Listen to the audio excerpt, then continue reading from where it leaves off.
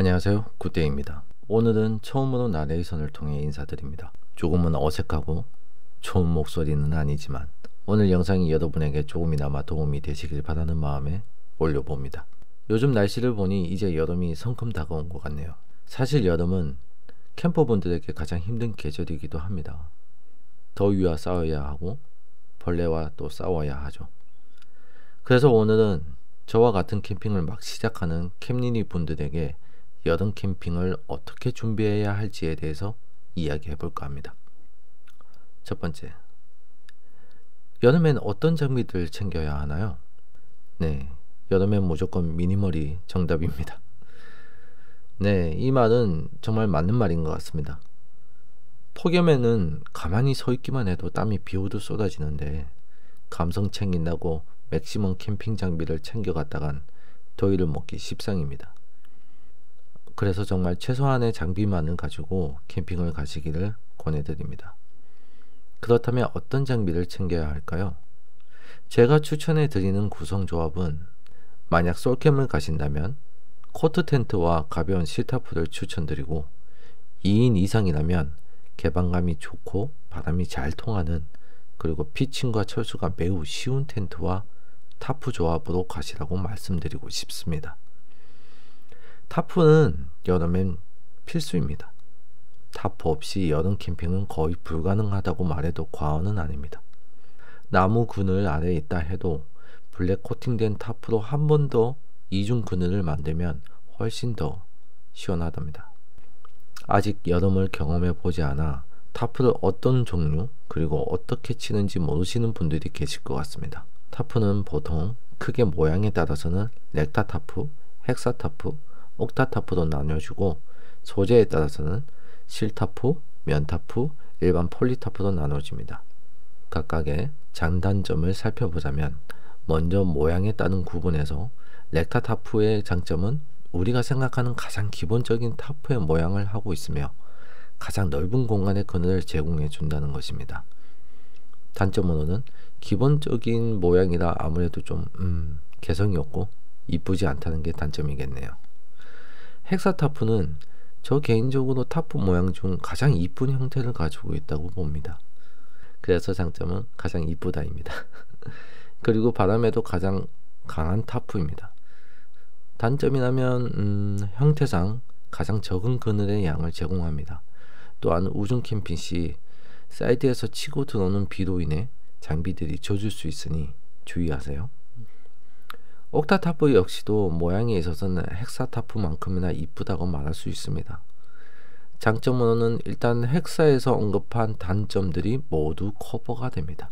형태상 사이드 각이 하나 더 있기 때문에 옆에서 치고 들어오는 비와 햇볕도 막아준답니다. 또한 여유분의 서브 폴대를 가지고 계신다면 여러가지 형태로 확장할 수 있다는 장점도 있습니다. 단점이라면 역시나 옥타라는 형태상 사이드 각이 하나 더 존재하므로 팩을 더 박아야 한다는 게 단점으로 들 수 있겠네요. 타프 소재 면에서는 여름에 미니멀하게 가기 위해선 블랙 코팅된 실타프가 시원한 그늘과 가벼운 무게를 동시에 만족시킬 수 있기 때문에 저 개인적으로는 가장 추천드리고 싶습니다. 타프가 처음이라 피칭 방법에 대해서 궁금하시다면 제가 따로 영상을 제작하는 것보다는 이미 많은 캠핑 유튜버 분들이 타프 종류별 피칭 방법에 대해 영상을 많이 올리셨습니다. 조금만 찾아보신다면 충분히 정보를 얻을 수 있을 겁니다. 그 중에 제가 가장 추천드리는 영상은 슬기로운 캠핑님이 만드신 영상인데요. 가히 이보다 더 나은 영상은 없다고 봐도 무방할 정도로 타프 피칭의 정석을 담은 영상이 있으니 제가 더보기란에 링크를 남겨드리겠습니다. 그 영상을 참고하시기 바랍니다. 그 밖에 여름에 필수적으로 챙겨야 하는 장비로서는 워터저그 또는 음식을 상하지 않게 보관하는 아이스 쿨러백 등이 있겠는데요. 간단히 말씀드리자면 워터저그 같은 경우는 얼음도 2박까지 충분히 보관이 가능한 번역력이 우수한 유명 브랜드의 것을 사시는 게 중복 투자도 맞고 후회가 없다고 말씀드리고 싶습니다. 아이스쿨러백 같은 경우는 하드보다는 소프트 아이스쿨러백을 저는 더 추천드립니다. 하드 쿨러는 덩치에 비해 보관량도 작고 무게와 부피만 차지하는 경우가 많습니다. 요즘은 소프트 쿨러백도 하드만큼이나 보냉력이 좋은 제품들이 많으니 여름엔 소프트 쿨러백을 저는 더 추천드립니다. 자, 그럼 여름 캠핑을 가기 위해 필요한 기본적인 장비들을 알아봤다면 여름 캠핑은 어떤 곳을 가야 할까요? 여름은 무조건 시원한 곳을 찾아가셔야 합니다. 물론 바다도 좋지만 시원함을 추구하신다면 계곡만큼 시원한 곳은 없다고 봅니다. 작년 여름 저는 계곡 시리즈로 영상을 계속적으로 업로드 했었는데요. 계곡도 다 같은 계곡은 아니더군요. 경험상 하두 쪽 계곡은 천연 바위 슬라이드와 평상을 제공해주는 장점이 있는 대신 상류보다는 물이 차갑지 않고 깨끗하지도 않아서 자칫 알러지 같은 피부병이 생길 수도 있다는 점에서 저는 별로 추천해드리고 싶지 않습니다.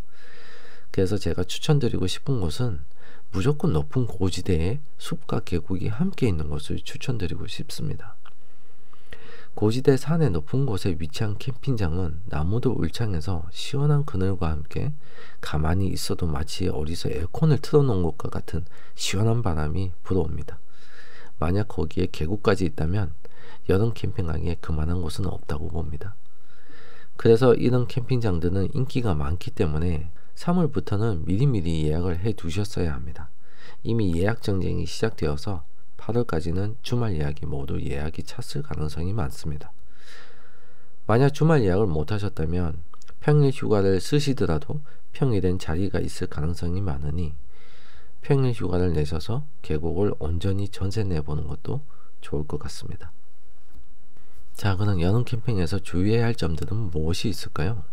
여름 캠핑에서 주의해야 하는 것들 중 가장 중요한 몇 가지만 말씀드리자면, 첫 번째, 일단 음식에 주의하세요. 캠핑을 먹으러 간다는 말이 있듯이 즐거운 캠핑을 위해서 맛있는 음식들을 많이 챙겨 가실 겁니다. 하지만 여름이라는 특성상 쉽게 상할 수 있는 음식은 되도록이면 제외하시고 보관에도 특히 주의하시길 바랍니다. 저는 개인적으로 여름에 불 앞에서 요리를 한다는 것 자체만으로도 매우 힘든 일이기 때문에 손이 많이 가고 조리가 많이 필요한 음식보다는 최소한의 조리만으로 간편하게 요리가 가능한 밀키트 구성으로 가시길 권해드립니다. 요즘은 밀키트 구성이 워낙 잘 나와서 오히려 장을 보고 가는 것보다 더 가성비도 좋고 부피 면에서도 자리를 덜 차지하기 때문에 캠핑 짐의 양도 줄일 수 있습니다. 자, 두 번째, 안전장비를 꼭 챙기세요. 바다 또는 계곡에서 물놀이를 하기 위해 캠핑을 가셨다면 무조건 구명조끼를 착용하시길 바랍니다. 혹시나 어린 자녀와 함께 가족 캠핑을 가신다면 어린 자녀들 케어할 역할 분담을 확실히 하시길 바랍니다. 어린이들은 예측하기 힘든 행동을 많이 하기 때문에 순간 방치하면 위험에 처할 수 있으니 부모님들의 각별한 주의가 꼭 필요합니다. 세 번째, 날씨에 주의하세요. 갈수록 이상 고온으로 엘니뇨 현상이 심해지고 있습니다. 그렇기 때문에 캠핑 가시기 전 캠핑 가시는 곳의 날씨 정보는 필히 사전에 숙지하시고 가셔야 합니다. 또한 여름엔 폭염과 더불어 장마철 폭우와 함께 태풍까지 날씨와 관련해서 주의해야 할 것들이 너무 많습니다. 급변하는 날씨에 기상청 슈퍼컴퓨터도 요즘엔 틀리는 경우가 많으니 실시간으로 날씨 정보가 변하는 경우가 많기 때문에 화창한 날이 아닐 경우는 짬날 때마다 날씨 정보 변동에 신경을 쓰셔야 합니다. 그리고 무엇보다도 안전한 캠핑을 위해 폭염 또는 태풍이 올 때는 가급적 캠핑을 하시지 않는 게 맞습니다. 사실 저도 캠핑을 좋아하지만 폭염에는 시원한 에어컨 바람에 실내에 쉬는 게 가장 좋은 비서입니다. 가끔 우중 캠핑을 제대로 즐기고 싶다고 태풍이 예고되었음에도 캠핑을 가는 건 정말 무모한 일입니다. 그건 도전이 아니라 무모함입니다. 캠핑에서 가장 무서운 것은 바람입니다. 태풍은 바람과 폭우를 함께 동반하기 때문에 태풍이 예고된 날씨라면 캠핑장을 예약하셨더라도 취소하는 게 가장 현명하고 안전을 지키는 일입니다. 특히 갑작스런 폭우가 쏟아진다면 강가 또는 계곡 쪽 캠핑은 순식간에 물이 불어나기 때문에 매우 위험합니다.